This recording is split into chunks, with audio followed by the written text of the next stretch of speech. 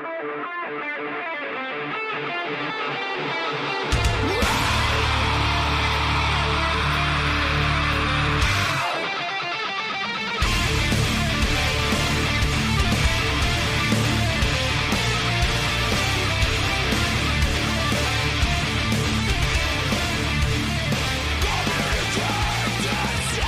we go. Today is Sunday, January 12th, 2020. And this is episode 243 of the Defensive Security Podcast. My name is Jerry Bell, and joining me tonight, as always, is Mr. Andrew Callett. Good evening, Jerry, and hey, Happy New Year to you. Likewise, Happy New Year. I know, it was touch and go making it out of 2019, but we made it. Yeah, the 2010s wanted to keep you... It did. In its icy embrace, but you escaped. It's true. And not personally, but in general, 2020 has gotten off to a crazy start. But for me, I'm still good. Good. And I even went back to work, which is crazy. That is crazy. I'm no longer an unemployed bum. Well, okay. I was going to say unemployed bum, as long as you're qualifying it. Mm-hmm, fair. But anyway. Yeah. So welcome to the new decade, everyone. It's if the first couple of weeks of this decade are any kind of indication, we're in for quite a ride. So buckle your seatbelts. All right. Let's see. Just a couple of housekeeping items. Thank you to our Patreon donors very, very much for your guys are awesome. Thank you for your continued support. I appreciate that. If you do like the show and want to let other people know, you can give us some love on iTunes or other podcast sites, and tell your friends. Let's see. Or your enemies. If you hate your the show. Enemies, yeah. Yep. That's true. It sounds like we may have some news soon about an appearance. I don't think we're ready to talk about it yet. No, I can. I don't know when this is going to go out. It might not go out in time, but I'm going to participate in a panel at an Atlanta conference on Wednesday, the 15th, which is just a couple days away. FutureCon. I got invited to speak on a panel there. So if you're a listener and you're there, please say hello. Nice. I'll try not to be too awkward. Awesome. Good deal. All right, so let's jump into some stories. The first one comes from the Irish Times, which is not a very normal source for our stories. No, but it is fun reading their colloquialisms. Yeah, yes, indeed it is. The title here is "Firm Being Blackmailed by Hackers for $6 Million Obtains Irish Court Injunction." So this is a story about an American company named Southwire, who was the apparent victim of one of these new, and by the way, I got a couple stories about this, and there's even more that we're not talking about, but over the past couple of weeks, we've been talking about, in particular, the Maze ransomware, which has been focusing on not only, encrypting your files, but also stealing your data. And that, by the way, appears to be a pretty popular tactic, as it's turning out. Now, Southwire, it's a little unclear if they were in fact hit by ransomware, but they were definitely hit with apparently a data breach.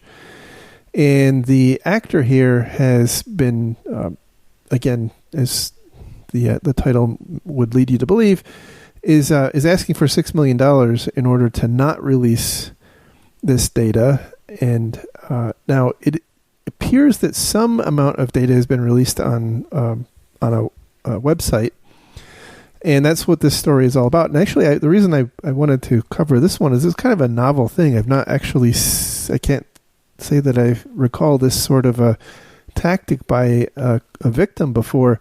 But basically, the long and the short of it is there's a website which is being hosted in Ireland, which is where this bad actor has been apparently posting some of Southwire's data. So, as it turns out, the company, the web hosting company, and all of its principals seem like kind of shady, and I think the company itself is kind of in the process of going under, the web hosting company, not Southwire, and so Southwire had to go to the Irish court and basically get an injunction in absentia from these from the all the parties, including this company, from continuing to host any of their confidential information. And it's interesting to note, by the way, that Southwire actually tried to get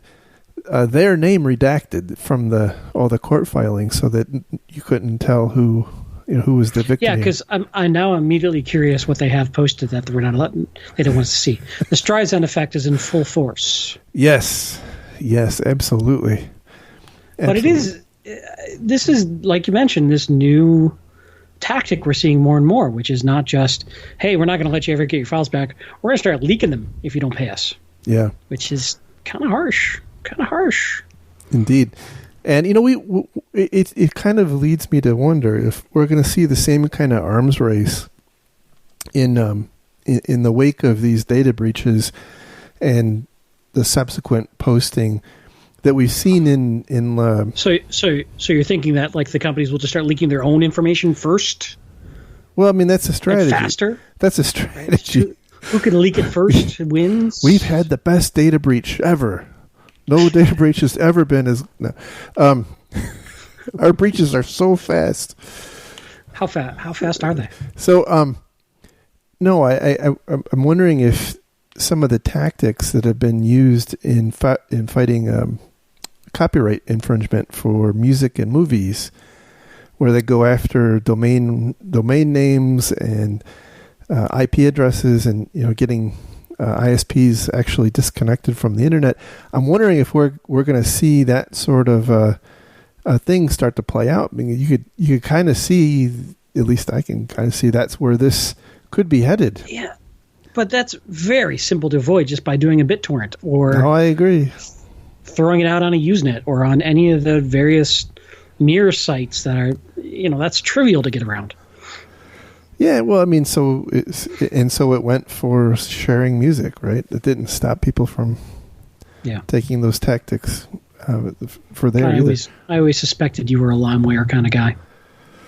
Well, it was the time, right? I mean, I was young and dumb. Anyway. Question: what are you now? Old and dumb. Okay, all right. I can't argue. Carry on. All right, so next story comes from inews.co.uk, and the title here is Travelex Hack, How a Cyber Attack by Sodinokibi, I think that's how you say it, ransomware hit the travel money firm and what it means for you. That is probably the longest headline I have ever seen. It is pretty long. But yeah, these guys are ubiquitous in airports. I see them all the time when you're traveling internationally or even traveling domestically. They're all over Atlanta airports. Absolutely. I mean, I've been all over the world, and they are everywhere. Yeah. So it's a pretty big company. And not only is it a big company, but a lot of people rely on it. Although I've always told it's the most expensive way to exchange money. But a lot of people rely on it. And, if they're not operational and you're in a foreign country and you can't get local currency, that could be a bit of a problem. Yeah, so there's an interesting story here, which is not the kind of normal technical nuts and bolts that we typically like to talk about. But so there's a bit of controversy here. This Sodinokibi apparently operates very similarly to the Maze ransomware, where they will kind of hit you with a 1-2 punch. Once they encrypt your data, and then they, in order to encourage you to pay, they threaten to leak your data, and that definitely appears to be what's going on here. So this particular actor is ransoming Travelex for $6 million US, and if they don't get that, they're going to release 5 gigabytes of personal data from Travelex customers. $6 million in Bitcoin seems to be popular because the previous story was also $6 million in Bitcoin. And I think it's probably, I suspect, it's some round number of Bitcoin, like 100 Bitcoin or something. I'm going to guess it's... It could be, though it changes pretty often. Yeah. So anyway, one of the interesting points to me is that this, I think, as we've predicted now for a couple of months, does in fact appear to be a pretty significant change in tactics.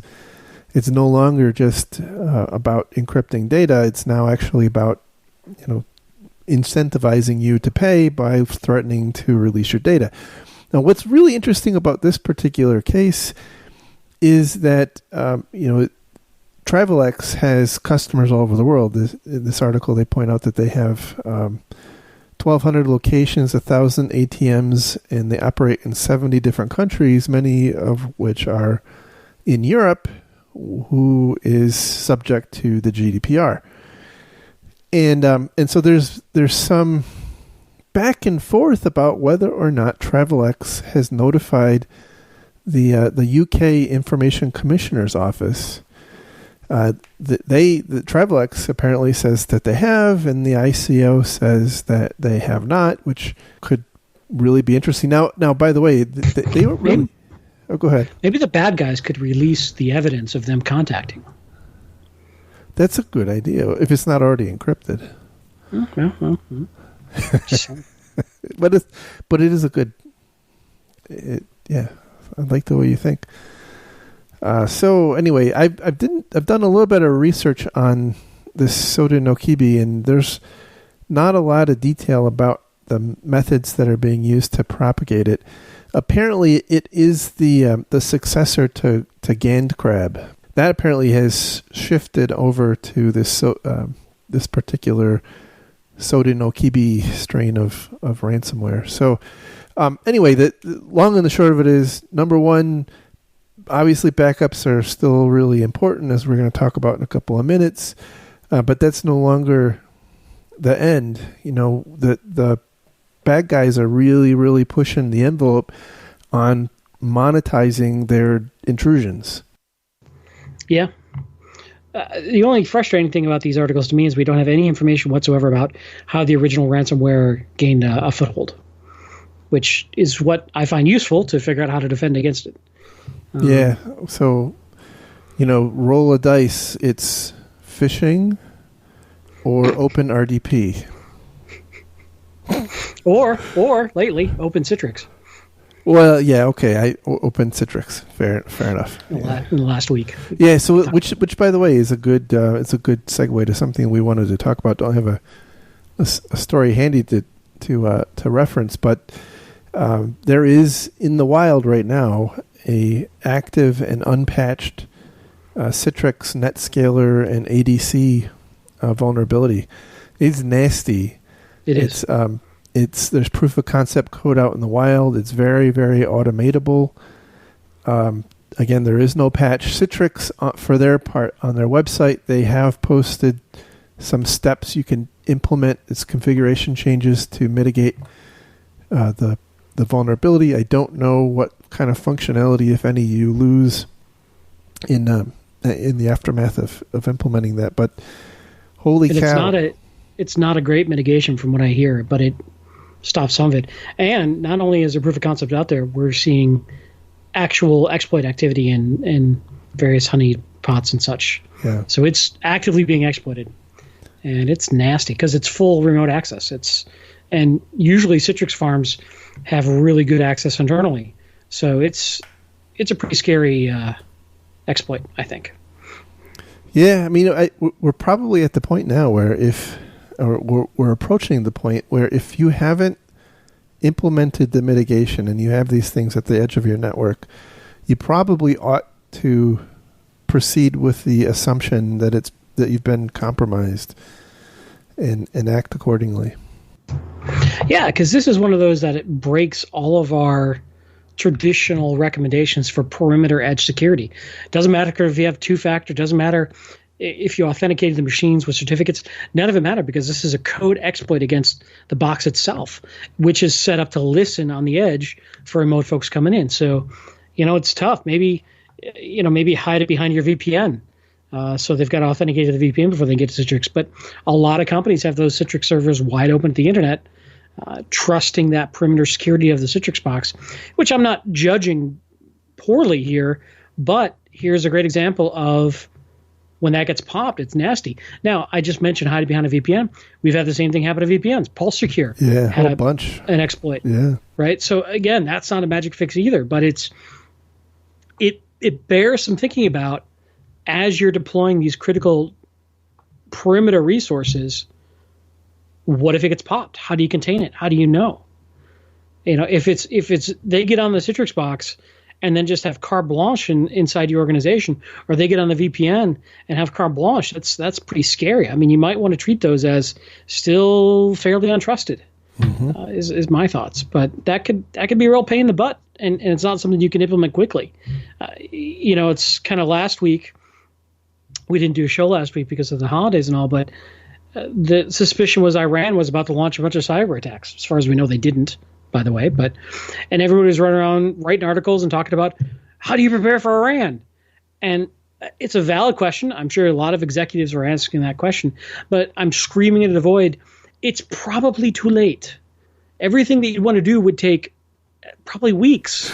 Well, that, and if APTs, the P typically means persistent, and it's kind of like the old saying about when is the best time to plant a tree, right? 20 years ago. Yeah. When did you get compromised by the Advanced Threat Act, or a year ago? Probably. Now, all that being said, if your executives are coming to you asking about this, that's a wonderful opportunity to potentially increase your security stance. I don't want to downplay it. But what frustrates me personally is executives who think there's a push button that you can go press on your magic box of security that says defend against Iran. It just doesn't work that way. But that's what the execs are looking for. They're like, what do we do? Do something. And it's a little more nuanced than that. Mm-hmm. Yeah, my observation, by the way, was there were lots of organizations, some I'm more familiar with than others, who were very concerned about this particular threat. But I think they're, at least in my experience, from what I could see, really focusing myopically on them as a target. And I suspect that if we were to see, again, I don't know a whole lot about the capabilities of Iran, but I suspect that it's going to be less of a targeted breach that we would see, and more of a NotPetya or WannaCry style attack, where organizations are going to kind of be collateral damage, in the wake of some broader attack. So it really depends on their intentions, right? Mm-hmm.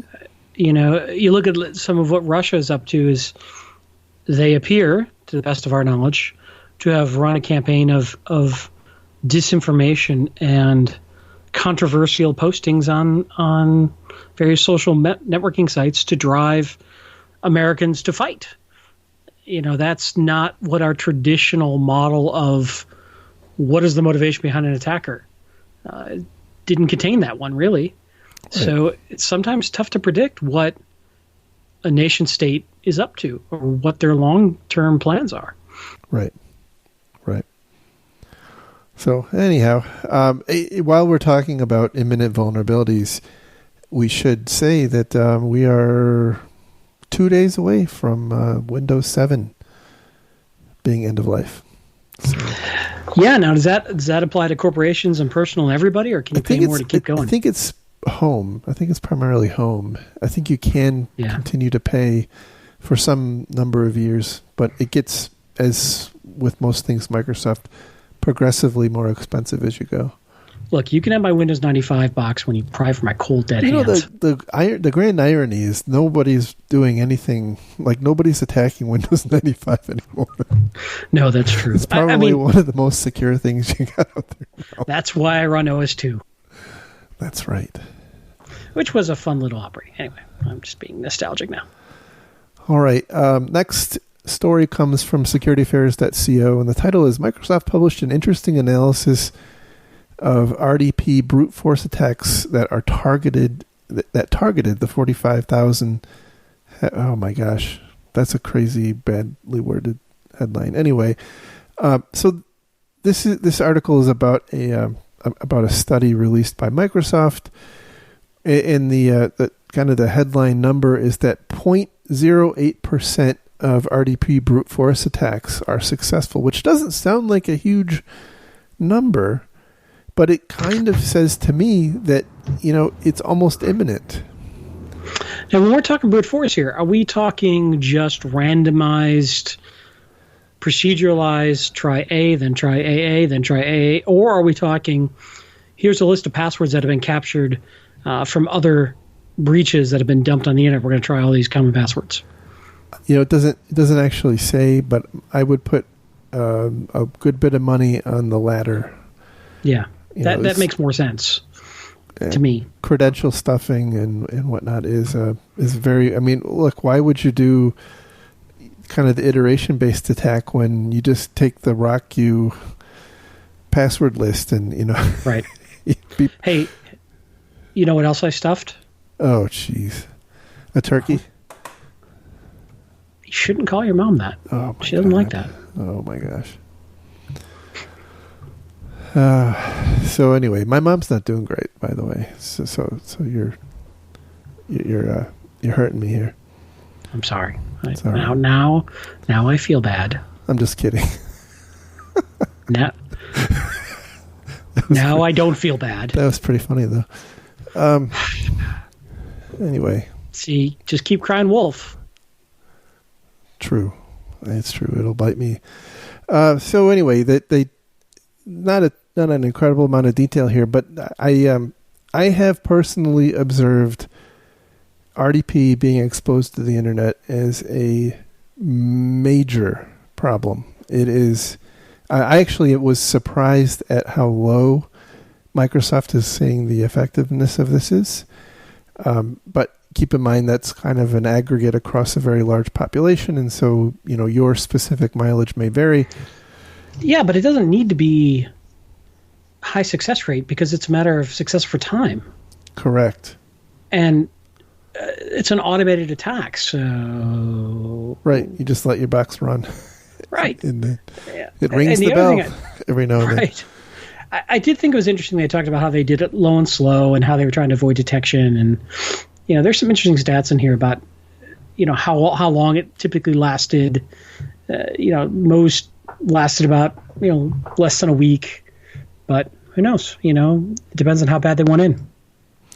Yeah, it said there's a good quote in here. Furthermore, across all enterprises analyzed over several months, on average, about one machine was detected with high probability of being compromised, resulting from RDP brute force attacks every 3 to 4 days. So, yeah, the thing I wanted to hammer on this is RDP is really not a great thing to have exposed to the internet. There's better ways. If you do have to do it, number one, make sure that it's patched, and you do patch it quickly because things like Bluekeep come up every now and then. And the other is that you use, I guess a couple things. One is you use multi-factor authentication, but also get rid of default unused accounts and change any default passwords, because those are you asked the question, well, how are they getting in? One of the things that I've seen people try and have a lot of luck with is there's big inventories, big tables of default user ID names and default passwords, and you just try those, and a lot of times you get lucky because lazy admins install some crappy backup piece of software. And hey, here's a thought: why don't you go get that and try it against your own systems first before the bad guys do? That sounds like a very good idea. I know. You're just full of good ideas today. My job as a thought leader is just to reiterate things I was taught 20 years ago. Touche. All right. The last story comes from ZDNet. Go ahead. Sorry. No, I was just going to say, RDP exposed to the internet is usually a bad idea. And again, try to hide it behind a VPN or a firewall with some sort of external authentication as well. You just two-factor people. Which vulnerable thing do you want on the internet? That's I'm just going to unplug. I'm going to go back on sabbatical. Medical leave, I didn't have to worry about this stuff. I never had these problems with my Etch-a-Sketch. That's true. Hey, by the way, are you watching the Jeopardy Greatest of All Time tournament? Well, I wanted to, except apparently I just found out that the storm that came through and caused all of my stuff to go down was a tornado. What? Whoa, hey, yeah. You got a tornado? I had a tornado, right? No kidding. Yeah. It was funny. My oldest son and I were watching out our back window, and I looked at him and said, I've never seen winds that fast. We have some really big trees in our backyard, and they were almost leaning over. You've never gone through a hurricane in Bermuda like I have. That's true. I have not. Mm-hmm. But, So it was at EF0, so it's not like it was a major... Wimpy. Yeah. Wimpy. Barely more than a dust devil, although I did drive around today, and it does look like a war zone. There's the pine trees lost. I will tell you that. The weak pine trees were cold. I completely forgot what point I was making. I don't know either. RDP bad. All right. Next story comes from ZDNet. Title is Company Shuts Down Because of Ransomware Leaves 300 Without Jobs. Now, this is a... I remember. I'm sorry. Right. Jeopardy Greatest of All Time. Right? Yes, Tournament, that's right. Yep. They had a cybersecurity category. Did they? They did, and I ran that. I'm like, if they were all this category, I could be on Jeopardy. I didn't see it. Was that yesterday? No, I think it was Thursday. All right. I'll have to take a look. I feel I just wanted to brag. 'Cause, mind you, I'm sure all of our listeners could have as well, because it was pretty basic stuff. And sometimes badly, the problem is sometimes that, especially if you know a lot about a topic, how they word the clue can really throw you off. Can get you in trouble. Because you're like, that's not how I would, okay. Anyway, that was the one thing. I just wanted to humble brag. But that's fancy. We got a category. We did. On Jeopardy. That's pretty awesome. All right. So back on track. I mean, well, let me know. Do you have anything more that you would like to interrupt the show with? Yes, but I'll wait till you're talking. Okay, good. ZDNet. Title is Company Shuts Down Because of Ransomware Leaves 300 Without Jobs Just Before the Holidays. Ouchie.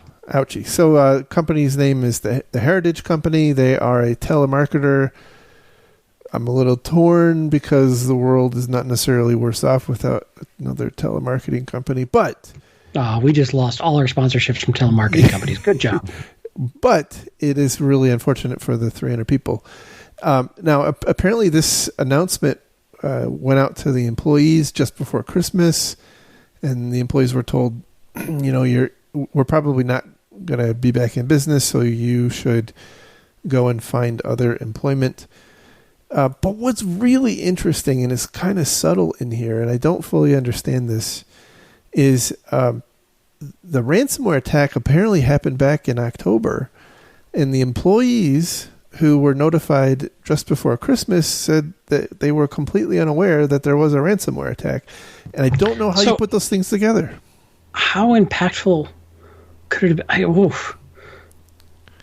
Well, okay, so the story is they paid too, right? They paid and got their data back. But apparently it was just so disruptive, they never got back on their feet and lost a lot of money. But if it's that disruptive, how did the employees not? I'm very confused. That's exactly my question. So there's a quote in here that says, let's see. Unfortunately, approximately 2 months ago, our Heritage servers were attacked by malicious software that basically held us hostage for ransom, and we were forced to pay the crooks to get the key. So there you go. Just to get our systems back up and running, wrote Sandra Franecki, the company's CEO. She goes on to say that the data recovery efforts, initially estimated at 1 week, have not gone according to plan, and the company had failed to recover full service by Christmas. She said that the company lost hundreds of thousands of dollars because of the incident and had been forced to restructure different areas of the company. As a result of the botched ransomware recovery process, the company's leadership decided to suspend all services, leaving more than 300 employees without jobs. So I cannot think of another time where somebody paid the ransom, got their files back, and still went out of business. Still went out of business. I mean, it's kind of rare. It's not unheard of, but it's kind of rare that companies go out of business just because of a ransomware attack. It leads me to wonder, by the way, if there weren't other issues going on and this was a convenient exit stage left. Maybe. I don't know. I mean, a lot of medium-sized businesses and small businesses are barely hanging on. They don't have the... Well, that's true. That's a fair point. The retained earnings to deal with a lot of disruption. Right. And this is a small company. It's 300 employees. You're right. So that's true. It's probably not a high-margin business, but it sucks for the 300 people. Yeah. Yeah. But, so, I mean, it just goes to show you, even if you pay and get your files back, you might still be screwed. So... You know, if your game plan is we'll just pay the ransom, I don't know about that. Yeah. Well, you know, we've talked about that in the past, and we've seen a number of cases, and I can't remember any specific ones that come to mind, where the company had a backup, right? They had backups, and had concluded that it was more effective or more cost efficient to just pay the ransom because it would take so long to go through the restore process. So obviously the ransomware people here, are not very customer oriented. Like their net promoter score is probably really low. Yeah, because now they can't go victimize this company again. You can't. It's like a virus killing its host too soon. Exactly right. That's exactly right. Right. It's just, so they should be like, after you pay the ransom, there should be like a survey that, the ransomware guys, if they also took the data, maybe they could just start up that company and hire back those 300 people. And go legit. You're onto something there. Right. I mean, it's kind of a hostile takeover. Very hostile. But, it's about the jobs, man. It could work, though. It's just crazy enough to work. I have no idea what's happened to this show. It's the post-holiday crazies. So, anyhow, patch your Citrix stuff. Get rid of Windows 7. By the way, Windows 10 is a hell of a lot better than Windows 7. Yeah, along those lines too. Just I'm sure most people know this, but Windows 10 allows much better security on the network than Windows 7 did, but you got to know to go turn that stuff on. So research the enhanced security operations capable for things like password. I mean, it's got a lot better defenses for capturing hashes and replaying hashes and all sorts of stuff that Windows 7 was easily compromised by. So, but if you don't go tweak that on your AD controllers and your other servers, don't update the GPUs. GPUs, thank you. Mm-hmm. Not game processing or graphic processing units. Wow, I'm not drunk. How long have you been out? Jeez. So, by the way, there's this thing called the cloud. Have you heard about it? No. Can you send me a newsletter on that? Sure, I will do that. But anyway, yeah, I'm gonna shut up. All right. Anyhow, thank you very much for listening. It's great to be back. Great to be in the new decade. And I look forward to seeing what happens. And hopefully I don't hear about any of your companies being hacked by Citrix or RDP. Yeah. Welcome to 2020. Thank you, everybody, for listening. Thanks again to our Patreon donors. And you guys are awesome. And I think we'll be at least 1 or 2 events this year.